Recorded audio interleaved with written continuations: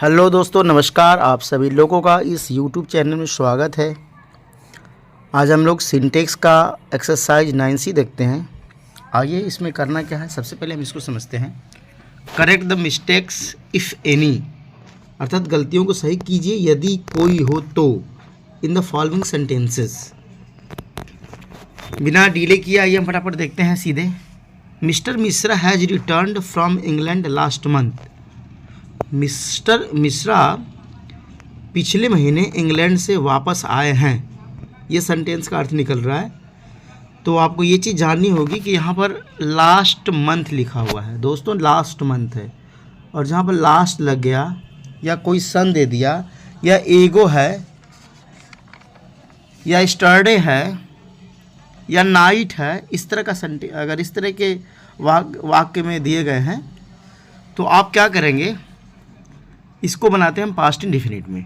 Okay, तो आपको करना क्या है, मिस्टर मिश्रा हैज को हटा दीजिए और पास्ट इंडेफिनिट बना लीजिए, तो हो जाएगा हैज हट जाएगा और क्या हो जाएगा, mister Mishra returned from England last month. इसको आप ऐसे कर लेंगे। ओके, चलिए हम देखते हैं दूसरा। The ship has sunk on the 10th जुलाई। जहाज डूब गया है 10 जुलाई को। यहाँ भी सन दिया हुआ है, इसका मतलब 10 जुलाई को जहाज डूब गया, इसका अर्थ ये होना चाहिए। तो इसे भी हम बनाएंगे पास्ट इंडेफिनिट में, तो हो जाएगा द शिप। अब हैज को हटाएंगे और वर्ब के सेकेंड फॉर्म लिखेंगे, संक का second form sank. The ship sank on the 10th जुलाई।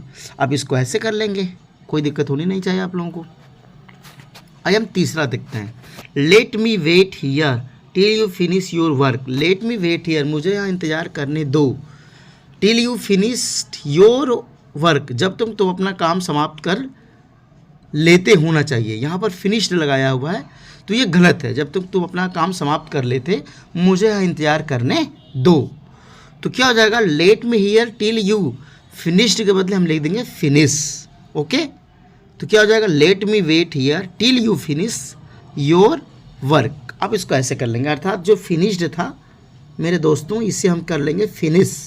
बाकी सब सही है। ओके, चलिए अगला हम देखते हैं। Next, I just spoke to your principal about your problem. मैंने अभी अभी तुम्हारे प्रिंसिपल से तुम्हारी समस्या के बारे में बात किया है या बोला है, स्पोक।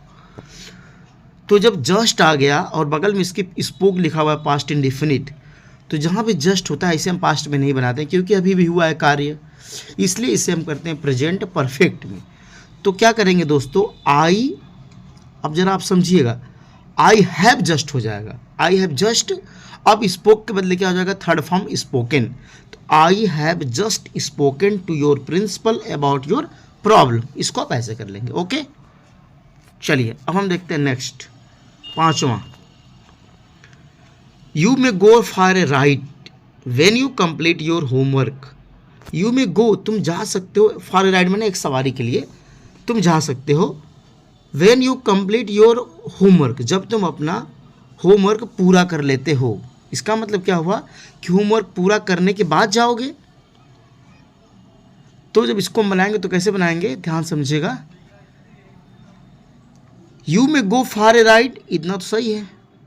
फिर इसको हम जोड़ेंगे वेन से। वेन से जोड़ने के बाद you have completed your homework, इसको हम कर लेंगे प्रेजेंट परफेक्ट में। ओके, तो क्या हो जाएगा, you may go for a ride when you have completed your homework, इसको आप ऐसे कर लेंगे। बाकी इसमें कोई चेंजिंग नहीं करनी थी, जैसे कहा वैसे करने दीजिए।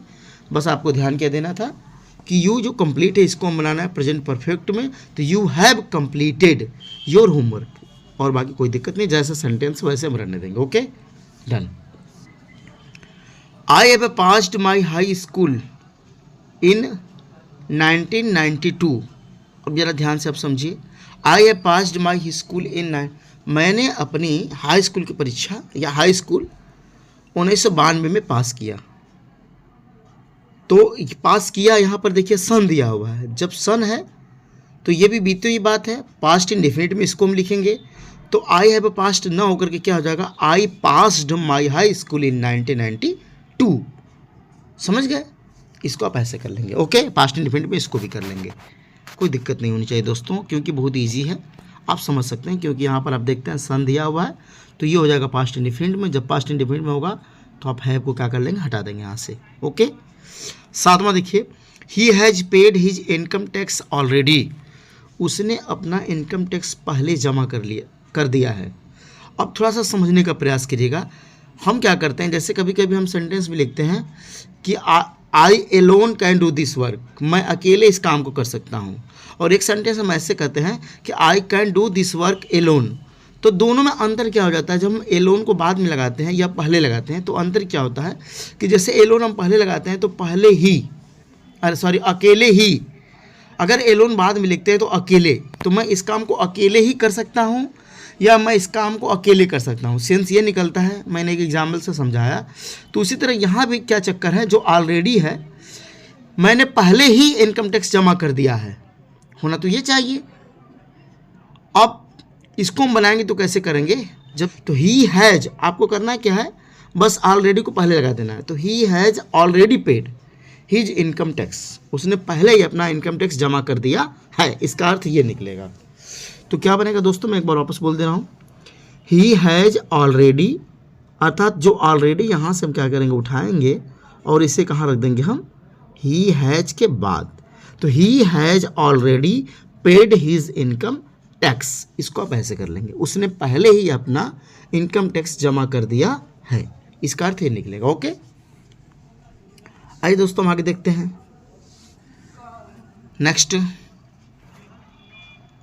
ही has not mentioned any change in the program, उसने प्रोग्राम में कोई भी परिवर्तन नहीं दर्शाया, मेंशन किया है। When we wait last night, जब हम पिछली रात मिले, तो ये लास्ट नाइट है तो पास्ट इंडेफिनिट में बनेगा, ये तो बिल्कुल सही है। यहाँ से यहाँ तक तो when we met last night, इसमें तो कोई दिक्कत नहीं है। अब हम देखते हैं ही हैज़ मेंशनड दिया है, जब ये पास्ट की बात है, जब हम मिले थे, तो ये जो बात है he has mentioned any change, ये तो उससे भी पुरानी बात है, क्योंकि जब उससे हम मिले थे तब की बात है, तो निश्चित रूप से ये हैज़ नॉट तो होना नहीं चाहिए। तो ये हो जाएगा, या तो आप कर सकते हैं he did not mention any change in the program when we meet, when we, अच्छा यहाँ मेट लिखा हुआ है, पास्ट इंडेफिनिट का है, पास्ट इंडेफिनिट है, वर्ब की सेकंड फॉर्म में met, when we met last night है, तो ये तो सही है, कोई दिक्कत नहीं है। यहाँ पर ही डिड नॉट कर लीजिए, ही डिड नॉट मेंशन, जो थर्ड फॉर्म है इसे भी हटा देंगे, तो he did not mention any change in the programme.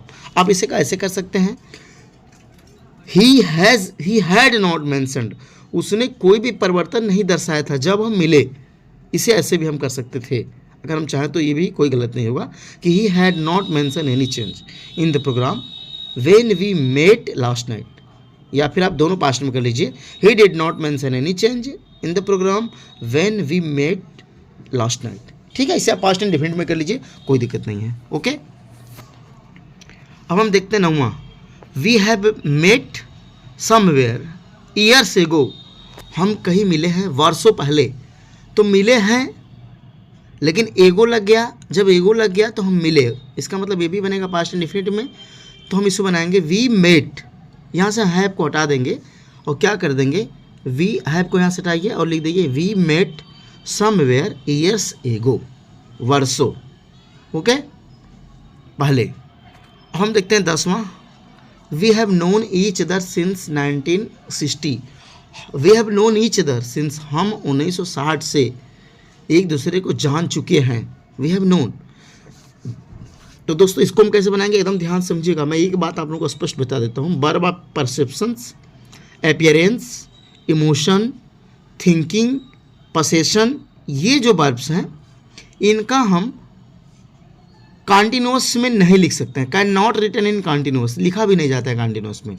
तो इसका मतलब कि वी हैव भले लगा है लेकिन यहाँ पर नो का नोन ही रहेगा, वी हैव नोन, इसका कॉन्टिन्यूअस नहीं बनेगा। तो ये वाला वाक्य बिल्कुल सही है, ठीक है, इसमें कोई दिक्कत नहीं है।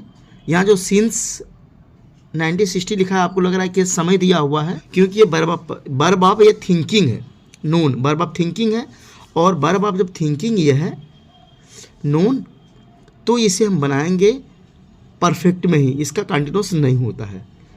याद कर लेंगे आप, verb of perception, appearance, emotion या वर्ब ऑफ थिंकिंग या वर्ब ऑफ पोसेशन, इनको हम कंटिन्यूस में नहीं बनाते हैं। तो बस we have known each other since 1960, बिल्कुल सही, इसमें कोई गलत नहीं है, ये वाक्य आपका बिल्कुल करेक्ट है।